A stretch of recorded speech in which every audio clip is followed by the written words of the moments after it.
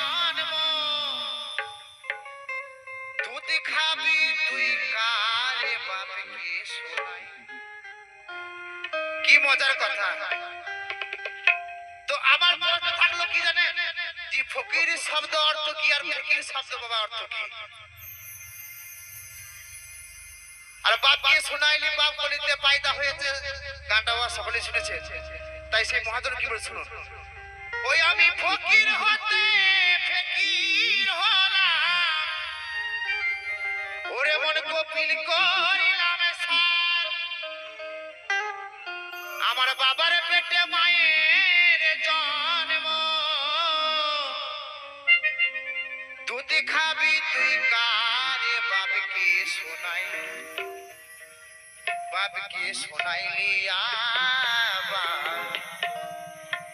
গলিতে পায়দা হইয়াছে।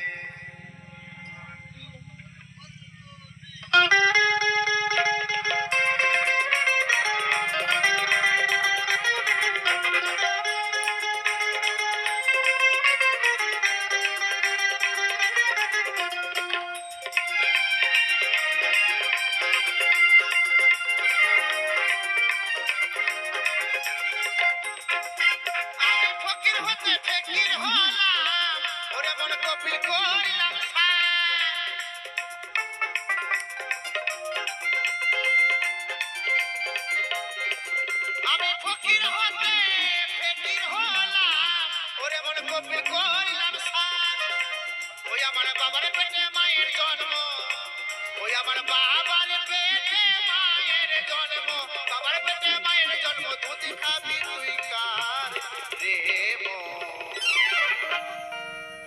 কথায় কথায় এত ভুল বলো না, কারণ বাউল গল্প সম্বন্ধে আমরা একা বুঝি না, আমাদের থেকে বেশি বোঝেন আপনারা। কেন জানেন? বলেছে গলিতে পয়দা হয়েছে, বাউলটা বলেনি গো, বাউল বলেছে গলিতে পয়দা হয়েছে। আর কি বলেছে? ফকির শব্দের অর্থ কি আর ফিকির শব্দের অর্থ কি, তাই না? ফকির শব্দের অর্থ হচ্ছে বাবা ভিখারি, আর ফিকির শব্দের অর্থ হচ্ছে ধনী। আমি যখন সেই পিতামাতার আদরে যখন এই পৃথিবী স্বরূপ রঙ্গমঞ্চে যখন আমি হামাগুড়ি দিয়ে চার পায়ে পড়েছিলাম, তখন আমার বাবা টাকা পয়সা সোনা দানা গাড়ি বাড়ি সব কিছু ছিল আমাদের দেহের মধ্যে।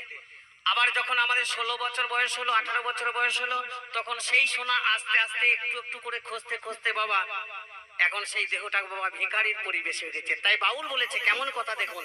তাহলে ওই ধনের কথা বললে, এই ধন কোন ধন?